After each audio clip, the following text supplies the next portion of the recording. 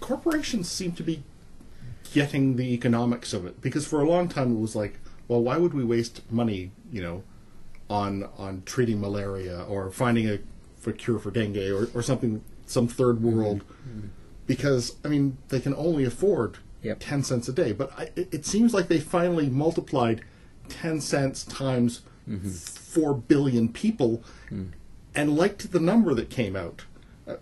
You got to wonder why it took them so long to do that math. Must drive you guys crazy. We're told in the Bible, in Ecclesiastes, there's a time for everything. And the pharmaceutical industry took its time. In some senses, on the way, it was trying to block helping people in the developing world. We describe in the book the events around the big pharmaceuticals fighting with the South African government over patents for HIV drugs. But they've gotten over that, I think. Many of them now are led by very enlightened people. And they want to do well by doing good in a serious way, I think. So it is changing.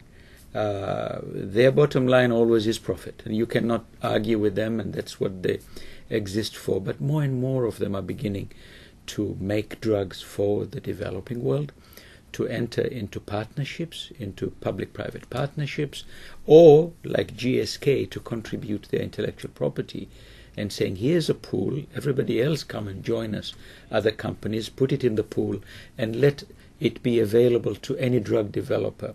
We don't have the time, we have to focus on our 2 or 3 blockbusters, but somebody else might. So here's our knowledge, please use it. These are all good signs. And a good concrete example of that is actually in malaria. Abdallah described the tragedy of his sister's death. Today, there is no malaria vaccine. And everybody knows that vaccines are, the mainstay of public health prevention. But by 2016, it's expected there will be a malaria vaccine on the market, and that vaccine is a partnership between a large pharmaceutical company, GSK, and the Bill and Melinda Gates Foundation. So these things are yielding tangible results. But, at the end of the day, it's not going to be the large U.S.-based multinational companies that are going to make the biggest difference in global health, in our view. It's going to be the companies today in India, in China, and tomorrow in Africa. So we've told a number of stories, and we tell a number of stories in the book about Indian companies.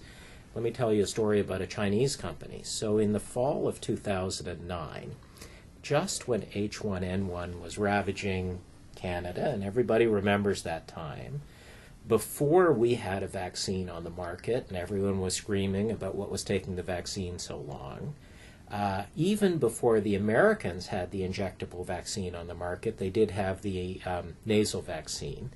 I bumped into Dr. Wang Yu, who's the head of the Center for Disease Control in China, and a biotechnologist. And I asked him, what's happening with H1N1 in China? He said, oh yeah, we got the seed stock for the vaccine. He got the virus from the World Health Organization 4 months ago. They've grown the virus. They've produced the vaccine. It's passed through the regulators. It's on the market, and we've vaccinated, I think he told me 10 million, 20 million, 100 million people, and a lot of people. And this was before there were any vaccinations in Canada or the United States.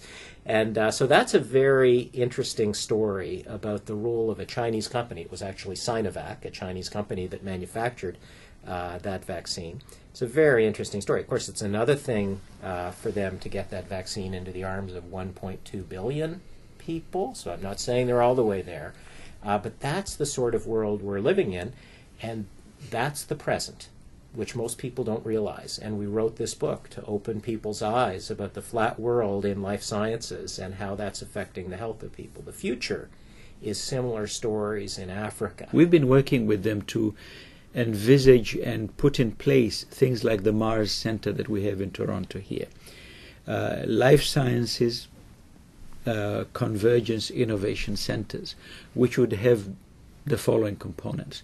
There would be a fund that would attract scientists to think about how to translate the knowledge that they're creating into products. They would have a virtual component which would network the scientists in the country, but with a focus towards translational research and going down the path of product development. And thirdly, maybe a modest physical structure like the Mars Center that we have here, where they can bring together business, science, and finance under one roof, together with facilities to generate income like conferencing centers and so on, so that they become self-sustainable. But by networking people in a virtual way and also physically, these life science convergence centers, innovation centers, are likely to be the catalyst for that move from dependence to independence in terms of the creation and use of knowledge. Fundamentally, our book is a book of hope.